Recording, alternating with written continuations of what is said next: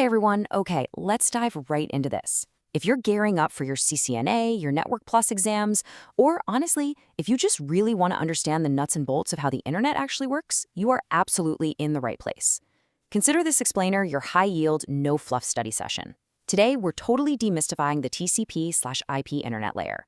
We're going to break down IP, routing, and packets so you can walk into that exam room with total confidence. To keep us on track, here's our roadmap for today. We'll kick things off with the internet layer and IP addressing. Then we'll move right into how routing and packets move data. After we cover some absolutely essential protocols, we're going to hit an exam prep pop quiz, because you know you need it. And finally, we'll tie the whole shebang together with a real-world scenario. All right, Section 1, meet the internet layer. Now, before we just start throwing textbook definitions at you, I want to pose a fundamental question. Seriously, think about this for a second. How do applications communicate versus how networks communicate?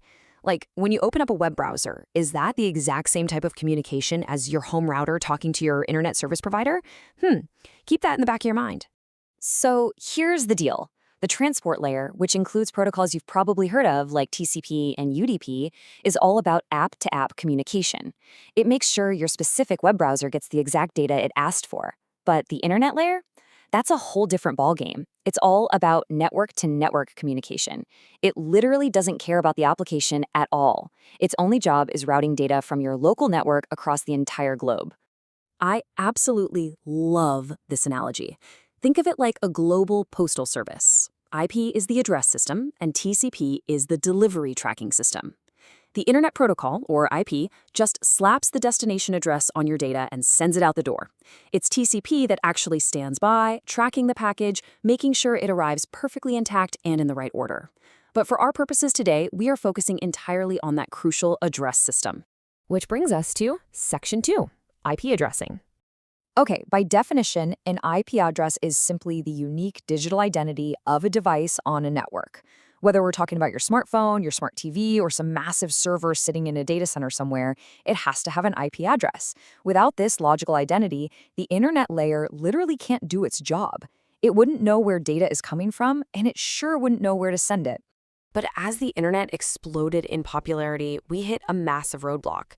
For decades, we relied on IPv4. Now, that's a 32-bit architecture which gave us roughly 4.3 billion unique addresses.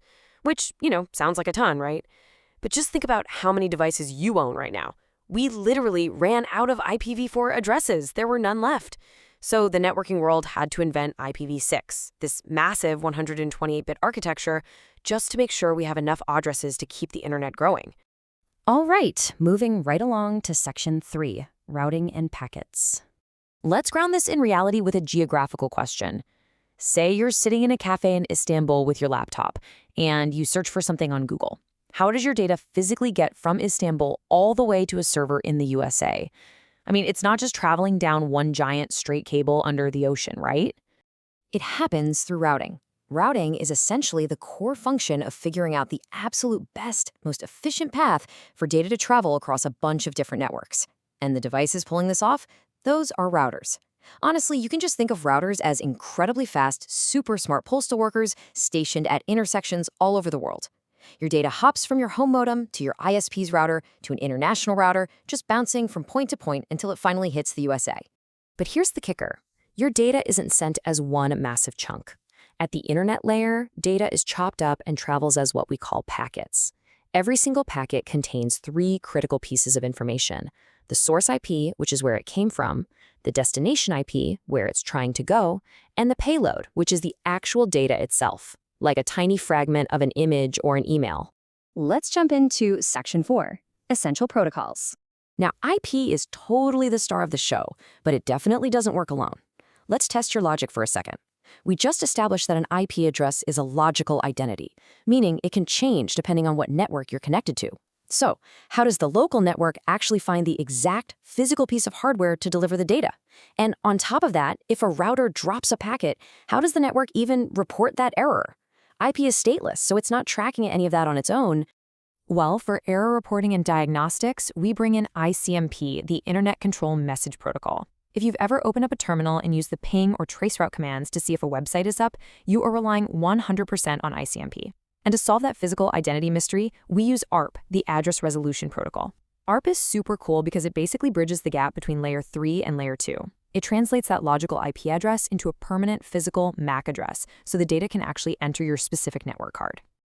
Okay, let's dial up the energy. Section 5. It is exam prep pop quiz time.